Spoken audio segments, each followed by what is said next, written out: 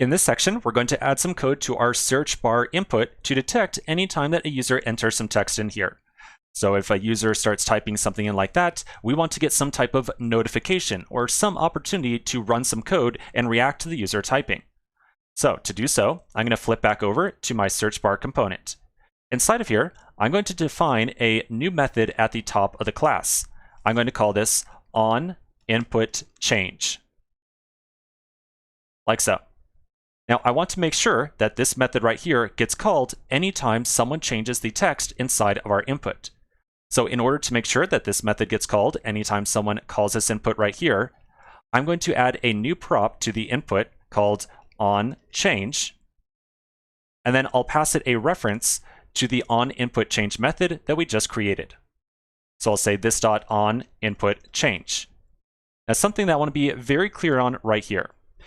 When we pass a method to a prop like this called onChange, onInputChange right there, that is a function. It is a callback function. But we do not put a set of parentheses at the end of it. If you put on a set of parentheses right there, that means that onInputChange is going to be automatically called whenever your component is rendered. We don't want to call onInputChange when our component is rendered. Instead, we want to call this function at some point in time in the future. So rather than calling this function with a set of parentheses, we leave the parentheses off. By leaving off the parentheses, we are passing a reference to this function to the input element, so that the input can call that function at some point in time in the future.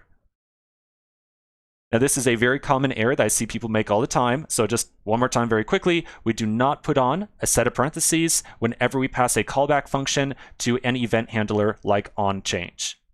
Okay, so now that we've got this on here, anytime that someone types in something to the input, our callback is going to be invoked. This callback will be ran with one argument being passed to it automatically. And we usually refer to that object as the event object. This is a normal JavaScript object that contains a bunch of information about the event that just occurred. In the case of a user typing something, there's usually just one property inside of this entire object that we care about. And that is the event.target.value property. This right here will contain the text that the user just added to our input. So let's try console logging that out and seeing what we get. All right, so I'll save this. Now I'll flip back over, I'll refresh, and then I'll add some text in. And as I add text, you'll see that in my console over here, whatever text I entered gets console logged out. If I delete the text inside my input, the console shows nothing. And if I then start typing again, I see more console logs. So pretty clear, anytime that we type into the input, this.onInputChange, the method we just defined, is going to be called automatically, and we will be given whatever was just typed into that input. Now, a couple of quick questions that you might have. First off, you'll notice that we passed this callback function to a prop on the input called onChange. OnChange is a very special property name. Different events are going to be wired to different property names. So in this case, we want to get a callback, or we want to be told anytime that a user changes this text input. So we use the property name onChange. There are several other very important property names for wiring up callbacks or event handlers like the one we just put together. So let me give you a couple of quick examples. So we just made use of onChange. If we pass a function to onChange, it will be called automatically anytime that someone changes some text in a text input. If we pass a callback function to a property named onClick, then anytime that a user clicks on that element, our callback function will be called. And likewise, if we pass a prop called on, or if we pass a function to the prop onSubmit on a form element, anytime the user submits that form, our callback will be automatically invoked as well.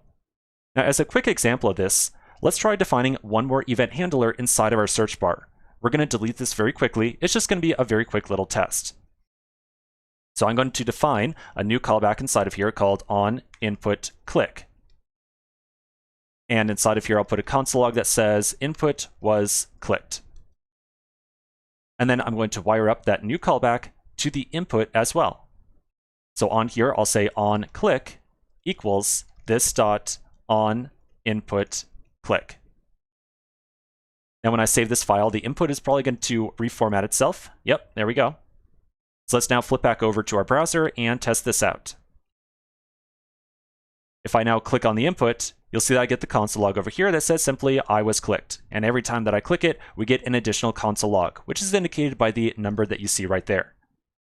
Now, one thing to be clear on is that just about every HTML element or every JSX tag that we create is going to support the onClick event, as you just saw with that input tag. However, some other elements that we create will not support every single different callback that you can think of. In other words, we cannot really wire up an onChange callback to a div, because a div does not ever get changed. Likewise, a div does not get submitted. But a div can be clicked, so we can wire up the onClick handler to a div. All right, so I'm going to flip back over, and I'm going to remove the callback that we just put together right there on input click, and then I'm going to remove that callback from our input as well. And then I'll save again. Now, the last thing I want to mention around event handlers here, the name of the function or the name of the method that I put together that you see right here is community convention on how we name these callback handlers. Usually it's going to be always on the name of the element that we are assigning this callback to, in this case an input, and then the event that we are watching for. So on input change reads very easily, and anyone who reads this is going to understand when this function gets called. It gets called on input being changed. In some cases, you will also see a little variation on this. Sometimes people like to use handle input change instead, which means this is a function that is responsible for handling the input being changed. But me personally, I like to use on, and I think that's slightly more popular community convention, although you will see both on and handle being used. Now, last thing to mention about the name of this callback right here, the name of the callback does not make a difference. We can call this thing ASDF if we wanted to, in both locations.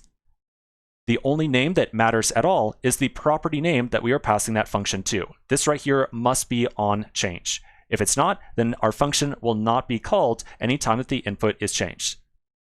Okay, so I'm going to undo that last one. All right, so that's pretty much it. That is event handlers in a nutshell. As with many other things that we've seen throughout this course, we're going to get a lot of practice with event handlers over time, because they are the sole means of us somehow being told that our user is making changes inside of our application. So now that we've got some value coming back from our user, let's take a quick pause right here and continue in the next section.